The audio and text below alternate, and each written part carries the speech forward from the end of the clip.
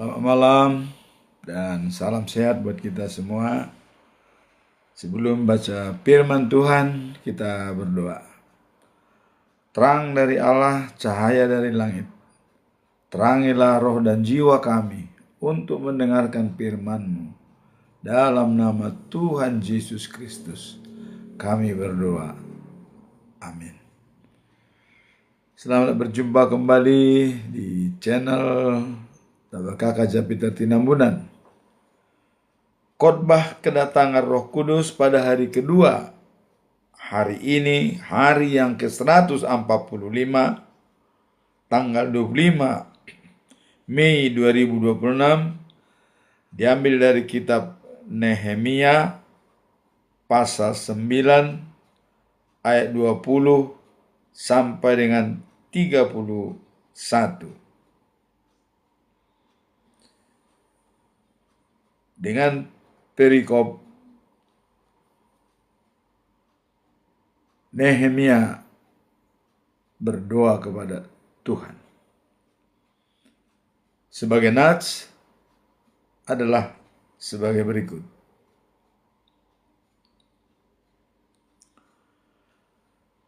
Dan engkau memberikan kepada mereka roh-Mu yang baik untuk mengajar mereka. Juga manna-Mu tidak kau tahan dari mulut mereka, dan engkau memberikan air kepada mereka untuk melepaskan dahaga.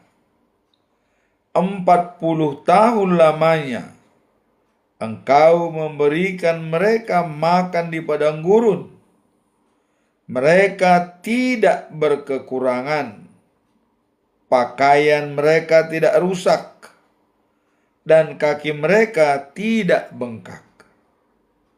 Engkau menyerahkan kepada mereka kerajaan-kerajaan dan bangsa-bangsa, dan membagikan itu kepada mereka sebagai daerah perbatasan, sebab mereka duduki tanah dari Sihon, raja negeri Hesbon, dan tanah orang Ok, raja negeri Basan.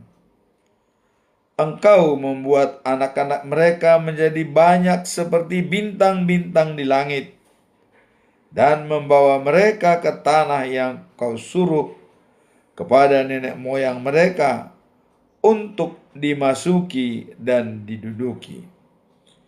Lalu anak-anak itu memasuki dan menduduki tanah itu, dan engkau mendudukkan di hadapan mereka penduduk tanah itu, yakni orang-orang Kanaan, dan menyerahkan orang-orang itu, baik raja-raja mereka maupun bangsa-bangsa tanah itu, ke tangan mereka, supaya orang-orang itu diperlakukan sekehendak hati mereka.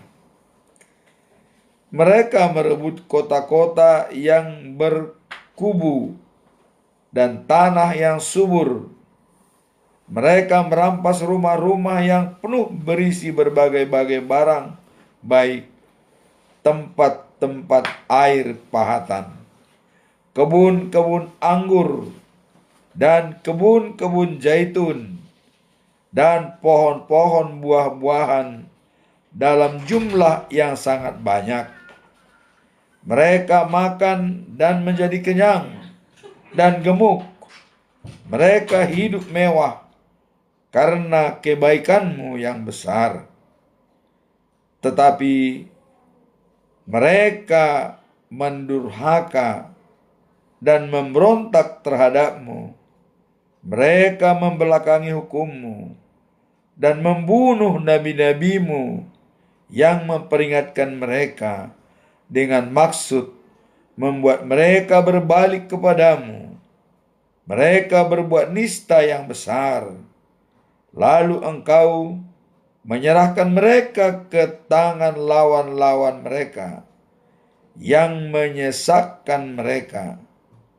Dan pada waktu kesusahan, Mereka berteriak kepadamu, lalu engkau mendengar dari langit.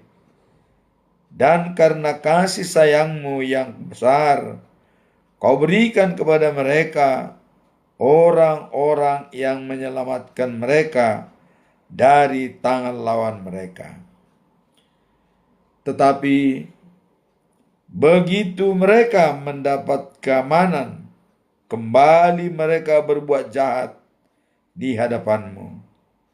Dan engkau menyerahkan mereka ke tangan musuh-musuh mereka yang menguasai mereka. Kembali mereka berteriak kepadamu, dan engkau mendengar dari langit, lalu menolong mereka berulang kali karena kasih sayangmu.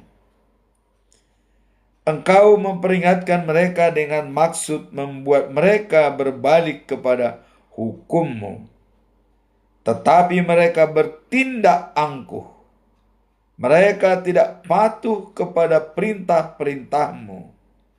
Dan mereka berdosa terhadap peraturan-peraturanmu yang justru memberi hidup kepada orang yang melakukannya. Mereka melintangkan bahu untuk melawan. Mereka berstegang leher dan tidak mau dengar. Namun bertahun-tahun lamanya engkau melanjutkan sabarmu terhadap mereka. Dengan rohmu engkau memperingatkan mereka, yakni dengan perantaraan para nabimu. Tetapi mereka tidak menghiraukannya, sehingga engkau menyerahkan mereka ke tangan bangsa-bangsa segala negeri.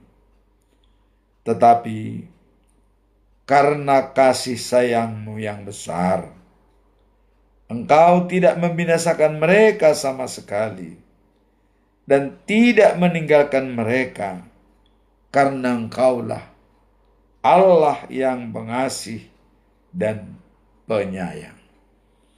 Demikianlah khotbah pada hari yang kedua kedatangan Roh Kudus pada hari ini.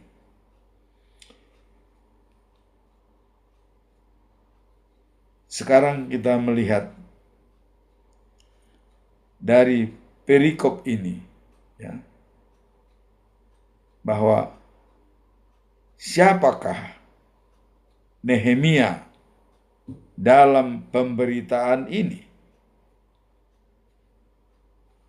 Penulis surat Nehemia pasal 9 ayat 20 sampai 31. Penulis kitab Nehemia secara keseluruhan, ya, termasuk pasal 9 ayat 20 sampai 31 adalah Nehemia sendiri. Berdasarkan catatan sejarah Alkitab, kitab ini ditulis dengan gaya autobiografi, di mana Nehemia, seorang tokoh penting Yahudi dan mantan petinggi Yahudi, sebagai juru minuman Raja Persia, menceritakan kembali kepemimpinannya dan berbagai peristiwa yang terjadi dalam kehidupannya dan bangsa Israel. Jadi dia mengulang cerita itu kembali, bahwa begitu kadang bangsa itu sebagai menurut, tapi kadang melawan, tapi namun kasih sayang Allah tetap tidak terbatas. Kemudian siapakah Nehemia dalam Alkitab? Tadi adalah sosok daripada Nehemia, seorang juru minum Raja Astasastra, ya, dari Raja Persia. Sekarang siapa Nehemia dalam Alkitab?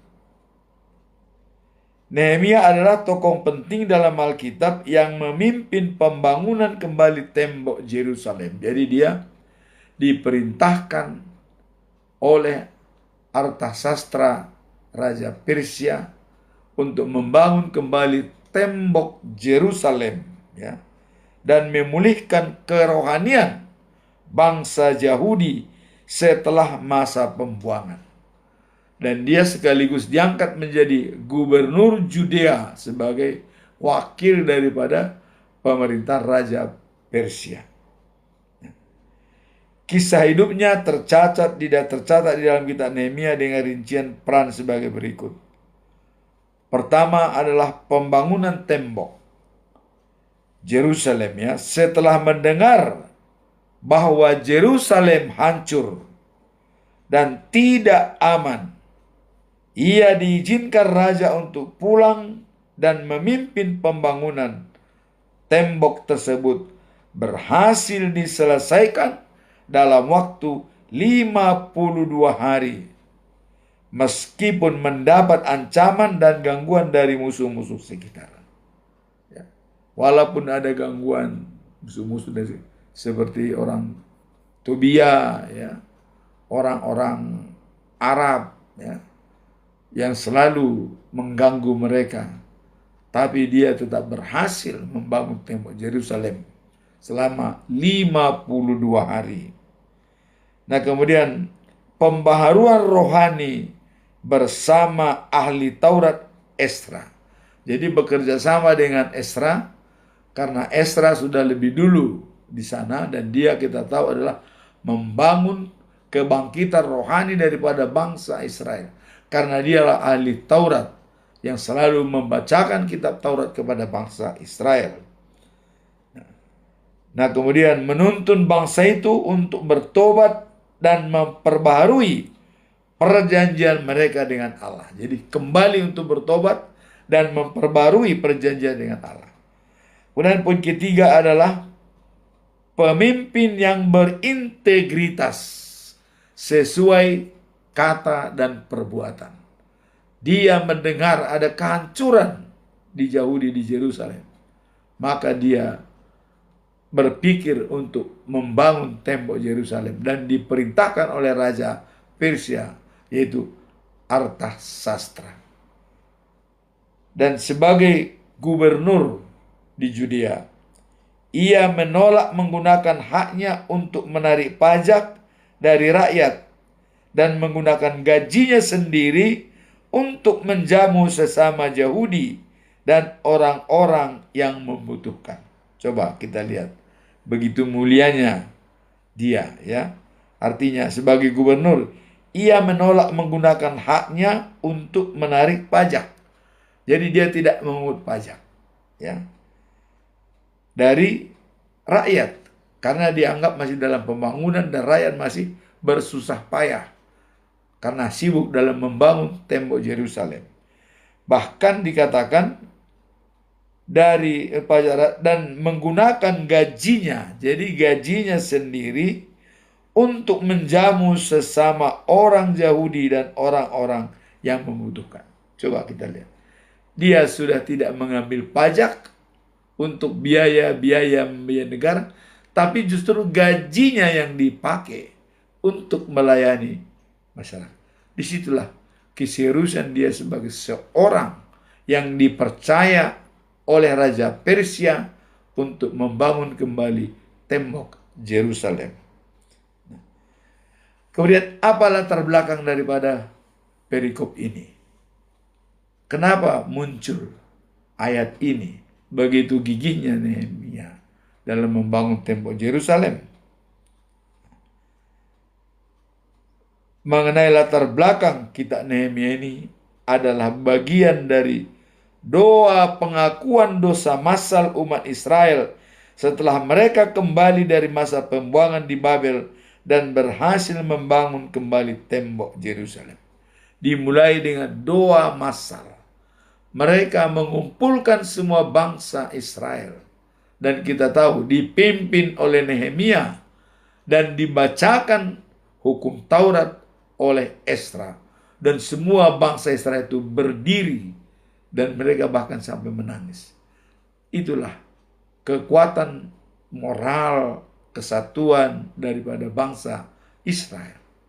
Kalau mereka terpuruk, mereka langsung berkumpul bersama dan berdoa bersama Karena dengan demikian maka Tuhan akan melihat jeritan daripada mereka. Berikut adalah detail daripada peristiwa dan konteks ayat ini. Pertama adalah waktu dan tempat. Jadi terjadi pada tanggal 24 bulan ke-7 ya, saat umat Israel berkumpul untuk berpuasa, mengenakan kain kabung dan bertobat dari dosa-dosanya. Jadi mereka menggunakan kain kabung, tanda keprihatinan mereka, dan juga bertobat, minta pengampunan. Inilah kehebatan daripada bangsa Israel. Di saat mereka terpuruk, mereka bukan mengambil bantuan kemana-mana, tapi langsung meminta bantuan kepada Tuhan, berdoa dan berkabung. Dan juga sering disebut ada tembok ratapan di Yahudi. Mereka meratap. Mereka bukan minta bantuan, tapi kepada Tuhan Allah langsung. Karena kita tahu, ya, Tuhan sudah memberikan janji 7 kepada Abraham. Dalam Kejadian pasal 12 ayat 2. Ada 7 janji. Aku akan memberkati engkau. Aku akan membuat engkau menjadi bangsa terkenal. Aku akan membuat keturunanmu seperti bintang di langit, seperti pasir di laut. Dan engkau akan menjadi berkat. Maka semua berkat kepada bangsa-bangsa lain adalah melalui engkau. Itulah janji Allah. Nah, kemudian ada janji yang paling spektakuler, ya, yang benar-benar itu berlaku sampai saat ini bagi Israel. Apa janji yang kedua itu? Orang yang memberkati engkau akan kuberkati. Jadi dengan pedoman ini maka berlomba-lombalah dunia yang mempelajari Alkitab untuk memberkati bangsa Israel. Karena Tuhan sudah menjanjikan berkat bagi siapa saja yang berdoa kepada bangsa Israel. Ini ya jaminan. Tapi bagi yang tidak membaca Alkitab dan tidak percaya kepada Alkitab memang sulit. Bahkan dianggap Israel itu adalah musuh Zionisme, ya. Tapi bagi orang yang baca Alkitab selalu berdoa untuk bangsa Israel. Kenapa? Karena ada kata-kata dari Allah sendiri dijanjikan kepada Abraham bahwa orang yang memberkati engkau akan kuberkati. Jadi kalau kita berdoa kepada Israel, Allah yang akan memberikan imbalan kepada kita. Bukan bangsa Israel, bukan. Nah, kemudian poin yang ke-6, ya. Kalau kita lihat, orang yang mengutuk engkau akan kukutuk. Tapi bagi orang yang tidak baca Alkitab itu pasti mengutuk Israel. Karena dilihat pertempuran besar-besaran membunuh, ya. Itu dari pikiran manusia. Tapi Allah mengatakan, orang yang mengutuk engkau akan kukutuk. Apalagi memerangi. Kira-kira begitu. Nah, maka ya kita lihat Israel. Apakah Israel habis? Walaupun seluruh dunia menyerbu dia, nggak ada yang bisa berani. Ya karena dia adalah pilihan Tuhan, umat Tuhan. Kalau melawan Israel sama dengan berhadapan dengan Tuhan. Nah, itu kira-kira, ya. Jadi bagi orang yang baca Alkitab, silakan dibaca Kejadian pasal 12 ayat 2 sampai dengan 3. Disitulah janji yang diberikan Tuhan kepada Abraham. Dan janji ini pun awalnya baru janji, tapi di dalam Kejadian pasal 18 ayat 19, ya, pada saat Allah menyatakan kepada Abraham supaya Abraham mengajarkan kepada keturunannya bahwa harus menjalankan sesuai kehendak Allah. Itu perintah daripada Tuhan. Jika itu engkau lakukan, kata Allah, maka janji yang sudah kujanjikan kepadamu dalam Kejadian pasal 12 ayat 2-3 akan kupenuhi. Jadi Israel tinggal mereka menyembah Tuhan, udah aman. Maka bangsa Israel selalu kalau terjadi pertentangan, mereka berpuasa dan berdoa. Seperti Kejadian Deborah, ya, Mordekai, yaitu Esther sebagai istri daripada Ahasuerus, ya. Apa kejadiannya? Sudah ada surat cap untuk menghanguskan bangsa Israel, dicap oleh Raja Ahasuerus, tinggal menunggu tanggal waktunya. Waktu itu tanggal 14 Desember akan dibunuh semua bangsa Yahudi di Persia atau di Babilonia atau saat ini di Iran, ya, akan dibunuh semua. Tapi Mordekai yang benar-benar jeli melihat itu, dia bilang kepada Esther, Esther, kau adalah ratu. Saya mohon supaya itu tidak terjadi. Apa yang dilakukan Esther? Dia mengatakan bersatu semua Yahudi dan puasa 3 hari hanya untuk bisa menghadap Raja Ahasuerus, bukan untuk melawan, untuk menghadap raja saja, karena apabila menghadap raja tidak sesuai kehendak raja, hukumannya hukuman mati. Itu peraturan di Persia, ya. Maka untuk bisa menghadap raja, dia harus berpuasa 3 hari. Dan semua bangsa Israel puasa. Dan apa yang terjadi? Mereka berhasil. Mau dicabut surat tidak mungkin, karena Hanan sudah membuat surat, Perdana Menterinya sudah membuat surat, dan sudah ditentangani cap raja, cap cincin raja, itu sudah beredar. Kalau sudah surat ditandatangani raja dengan cincinnya, distempel pakai cincin, tidak bisa dicabut kembali. Bagaimana cara untuk membatalkan itu? Maka satu-satunya berpikirlah Esther, bekerjasama dengan Mordekai sebagai ayah angkatnya. Dibuatlah konsep surat bahwa bangsa Yahudi bisa melawan apabila terjadi pembunuhan massal tanggal 14 Desember. Jadi kejadian ini bulan Maret mereka itu mengadakan hubungan dengan raja. Keluarlah surat dicap oleh raja dan bangsa Yahudi bisa melawan orang yang akan membunuh mereka.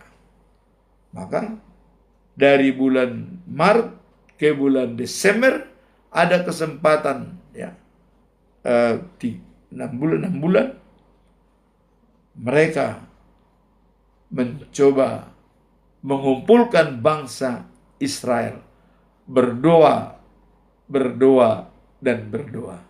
Itulah kekuatan daripada bangsa Israel. Akhirnya mereka menang. Tidak ada yang terbunuh. Yang terbunuh malah bangsa Persia yang mau merencanakan pembunuhan mereka. Itulah Yahudi lepas daripada pembunuhan massal di Persia atau saat ini Iran, ya, Iran. Itulah waktu dan tempat pada saat itu. Nah, kemudian kalau kita lihat isi teks daripada apa yang kita baca tadi, doa ini adalah rekap sejarah penebusan Allah. Umat Israel bersaksi bagaimana Allah tetap memberikan rohnya untuk mengajar, memberi makan atau manna, dan memelihara mereka selama 40 tahun di padang gurun. Coba, di padang gurun tidak ada api, tidak ada, tapi bisa makan mereka 40 tahun hanya dari Tuhan. Jadi kita ini sangat bingung, ya. Mungkin di sana tidak ada listrik, tidak ada apa-apa. Bahkan katanya pakaian mereka pun katanya tetap baik. Coba, 40 tahun lamanya. Itulah hebatnya Kalau sudah Allah memelihara dan memperhatikan, semua bisa terjadi. Selama 40 tahun ditanggung makan oleh Allah sendiri. Berjalan pada malam hari tidak ada listrik, pakai tiang api. Siang pakai tiang awan supaya tidak kepanasan. Itulah diulang kembali dalam teks ini, dikatakan tadi. Penebusan Allah, umat Israel bersaksi bagaimana Allah tetap memberikan rohnya untuk mengajar dan memberi makan manna dan memelihara mereka selama 40 tahun di padang gurun. Coba, tidak 40 tahun tidak sedikit, sangat benar. Sebenarnya jalan itu dari Mesir ke Tanah Kanan itu 6 hari cukup dijalani. Tapi kenapa 40 tahun? Itulah bangsa yang harus ditempa dan matang, benar-benar matang oleh Allah. Itulah kalau umat pilihan daripada Allah ditempa dengan baik. Maka jangan heran Israel sekarang ini kita lihat kok bisa membebani terus tiap hari. Itu kita tidak tahu apa latar belakang. Kalau dari segi kemanusiaan ini sudah sangat susah. Tapi mereka punya alasan tertentu. Alasannya teroris, ya itu mereka. Namun saya selalu katakan, siapa the winner dari peperangan itu?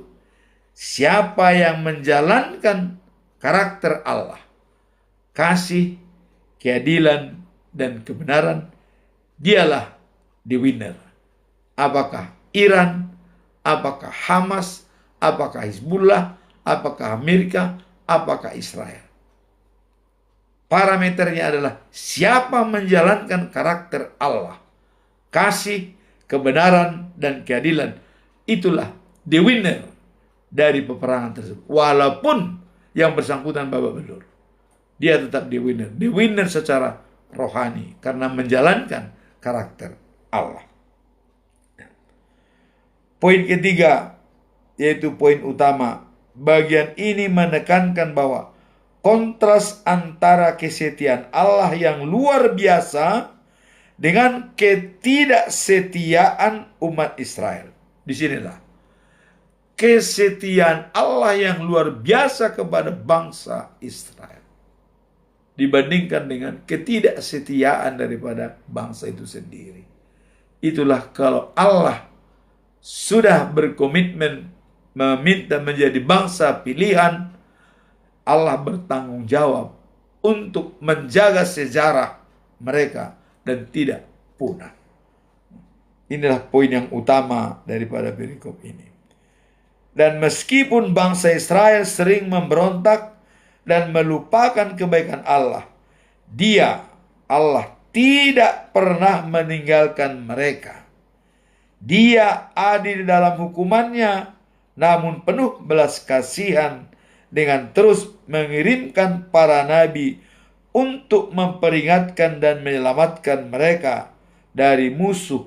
Ketika mereka berseru melalui doa ini, generasi Nehemia mengakui dosa-dosa nenek moyang mereka agar tidak mengulangi kesalahan masa lalu, sekaligus memperbarui perjanjian mereka. Jadi membangun kembali kerohanian daripada bangsa Israel, sambil juga mengingat kesalahan-kesalahan nenek moyang, tapi juga memperbaiki kesalahan-kesalahan pada generasi mudanya.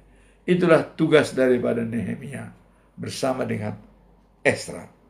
Nah, sekarang bagaimana implementasi daripada ayat ini? Penerapannya bagaimana dalam kehidupan sehari-hari? Berpusat pada respon umat terhadap kesetiaan Allah yang tanpa batas di tengah kedegilan manusia. Jadi di tengah kedegilan manusia atau kerusakan manusia mental, spiritual, Allah, kasih Allah yang tak terbatas menjadi diberikan kepada bangsa Israel. Teks ini mengajarkan kita untuk hidup dalam pertobatan yang berkelanjutan, mensyukuri pemeliharaan Tuhan dan taat merespon anugerahnya. Jadi di sini dikatakan, kita harus mengajarkan untuk hidup dalam pertobatan, dalam mensyukuri pemeliharaan Tuhan, dan menggunakan berkat dari Tuhan untuk tidak menjalankan dosa. Inilah implementasi daripada ayat ini.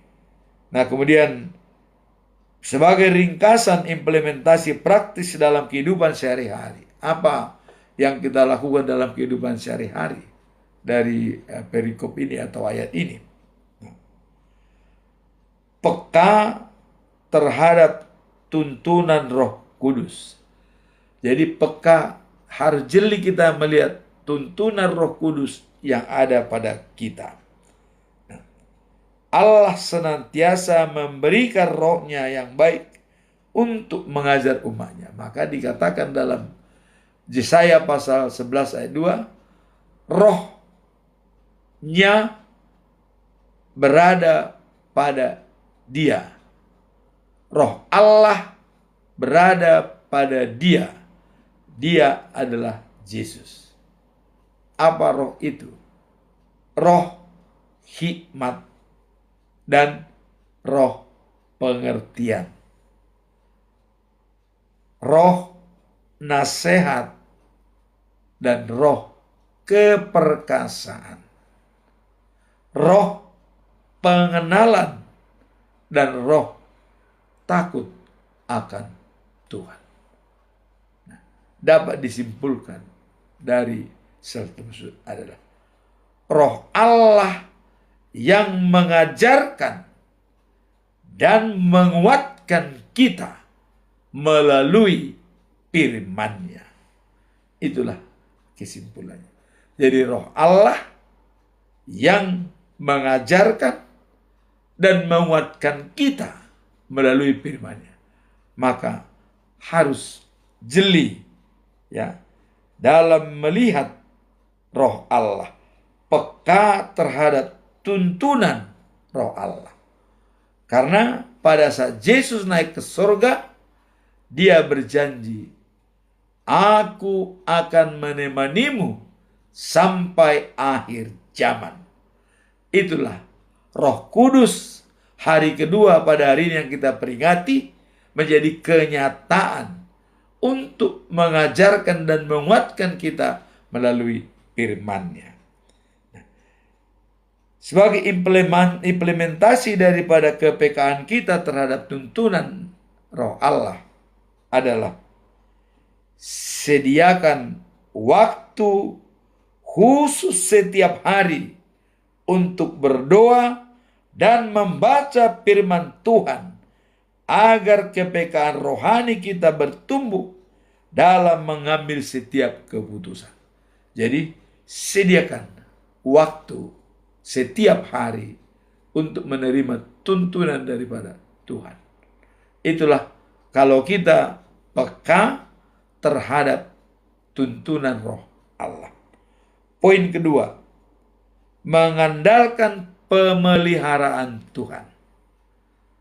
Bagaimana pemeliharaan Tuhan? Sini kita lihat.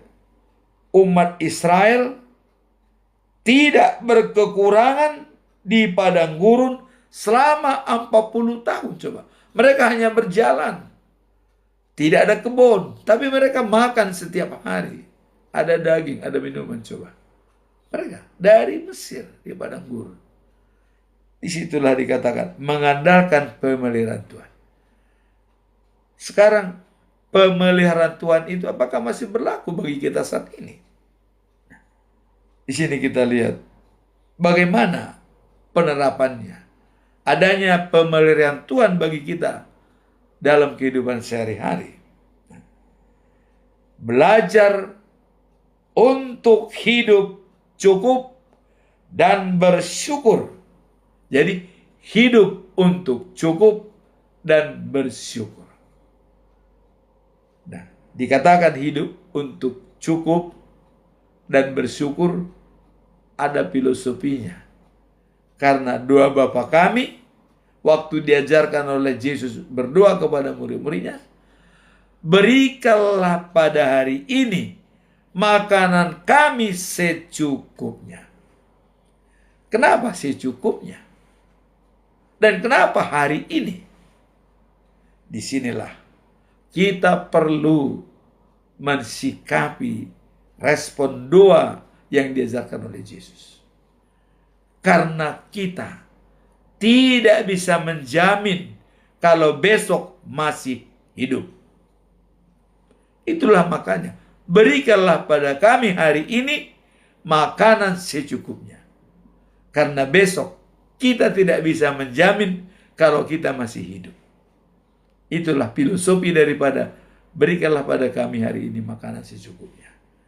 Artinya kita cukup. Apa keperluan kita? Maka dikatakan cukup dan bersyukur, ya, serta mengandalkan Tuhan dalam setiap kebutuhan jasmani maupun rohani di masa-masa sulit. Jadi tetap mengandalkan Tuhan. Nah, poin ketiga, implementasi daripada ini adalah hidup dalam ketaatan yang benar. Bagaimana ketaatan yang benar kita bisa hidup?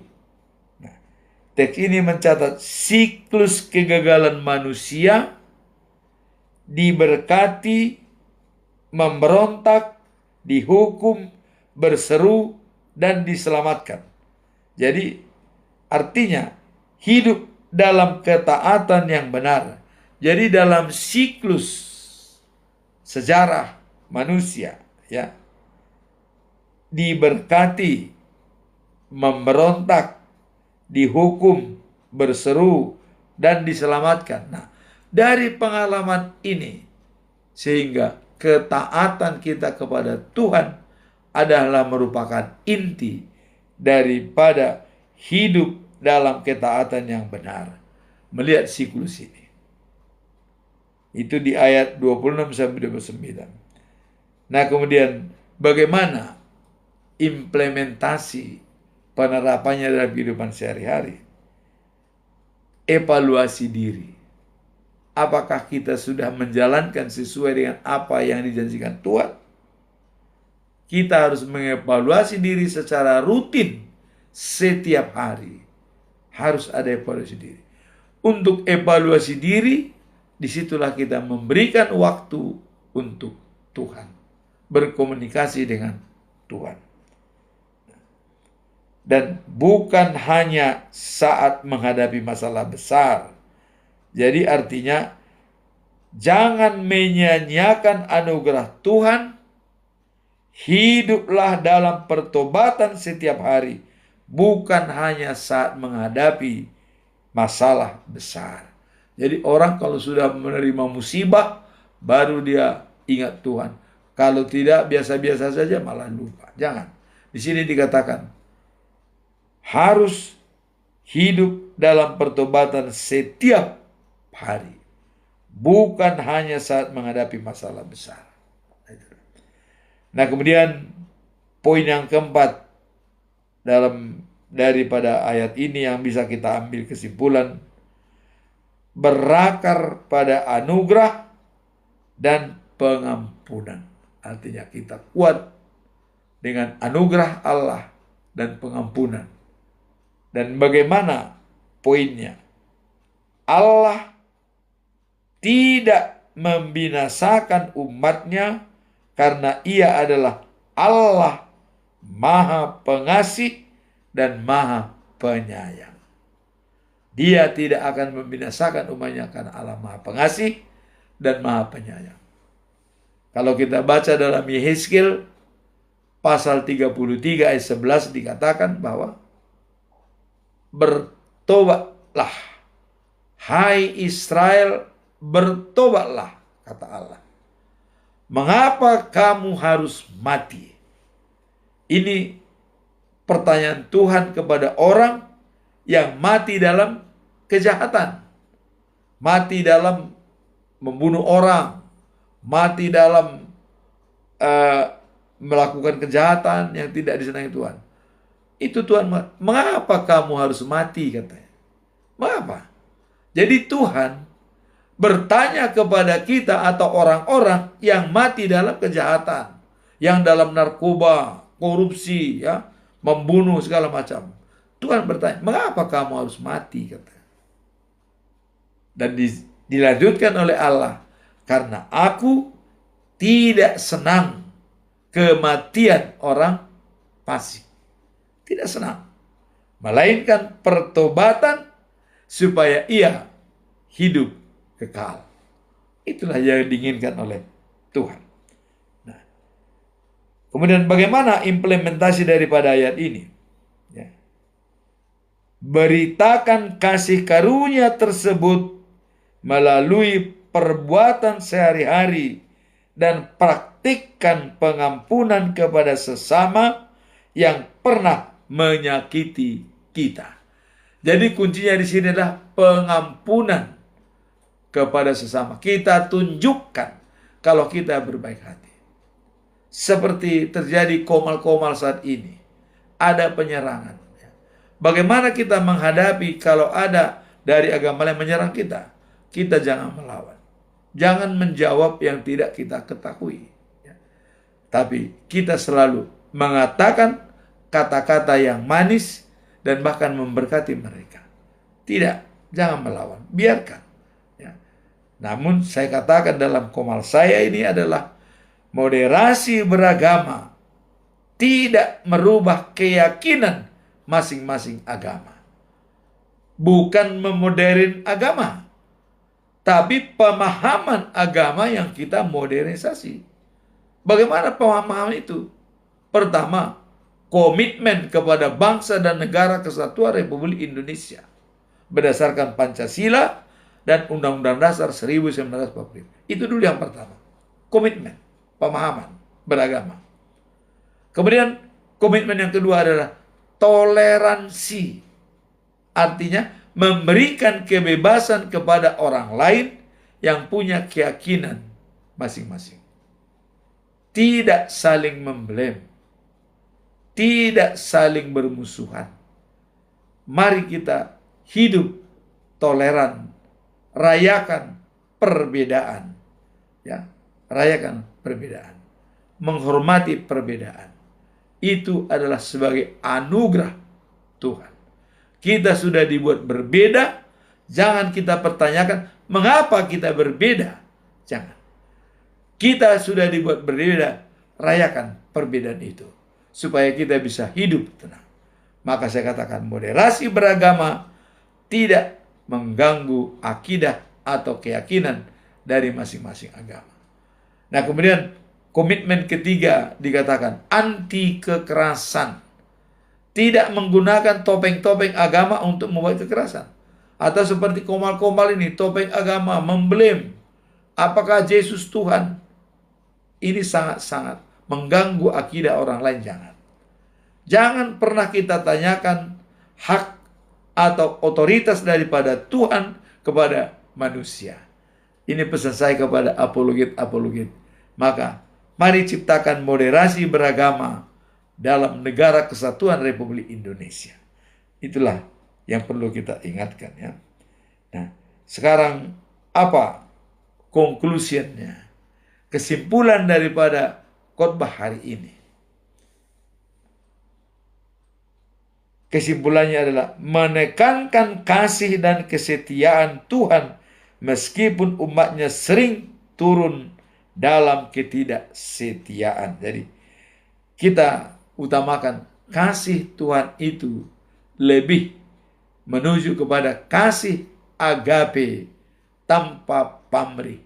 Karena walaupun kita tidak setia, Allah tidak pernah meninggalkan kita. Itu yang pertama. Kemudian yang kedua dikatakan, Allah mengingatkan kita akan pengampunannya yang tidak terbatas. Artinya pengampunan dari Allah tidak terbatas sepanjang kita mau kembali. Karena kita ingat tadi, mengapa kamu harus mati, kata Allah. Aku tidak senang kematian orang jahat, tapi pertobatan. Jadi jangan sekali-sekali kita mati dalam dosa, mati dalam kejahatan. Allah tidak senang. maunya kita mati dalam kebaikan, supaya bisa menerima hidup kekal. Life after life, the new of Jerusalem. Hidup setelah kehidupan saat ini di Yerusalem yang baru. Itu yang diinginkan oleh Tuhan. Nah, kemudian poin ketiga adalah pengakuan dosa yang dicatat dalam bagian ini mengajarkan kita pentingnya pengakuan dan pertobatan dalam hubungan kita dengan Tuhan. Jadi kalau kita mau berhubungan baik dengan Tuhan, maka pengakuan dosa dan pertobatan itulah yang diutamakan. Nah, makanya, dan itu kalau kita dalam perjamuan kudus, dalam acara-acara gereja, itu diadakan dalam setahun bisa 2 kali perjamuan kudus. Pada saat hari Natal ada perjamuan kudus. Pada saat Jumat Agung juga ada perjamuan kudus. Disitulah dosa-dosa kita bisa dihapus. Dan kita dengan rendah hati meminta pengampunan kepada Tuhan. Dan ada pesan daripada hamba Tuhan. Jangan ulangi berbuat dosa. Disitulah kita merenung dan mengamalkan poin yang ketiga ini. Pengakuan dosa yang dicatat dalam bagian ini mengajarkan kita pentingnya pengakuan dan pertobatan untuk mengawali hubungan baik kita kepada Tuhan. Sehingga dengan demikian Allah tidak menginginkan kematian orang fasik, melainkan pertobatan supaya hubungan dengan Tuhan normal kembali seperti sedia kala. Amin. Mari kita berdoa. Tuhan, kami bersyukur atas kasih dan pengampunan-Mu yang tak terbatas dalam hidup kami. Bantu kami untuk selalu mengingat akan tuntunan-Mu dan memberi kami kekuatan untuk bertobat ketika kami jauh. Dalam nama Tuhan Yesus Kristus kami berdoa. Amin.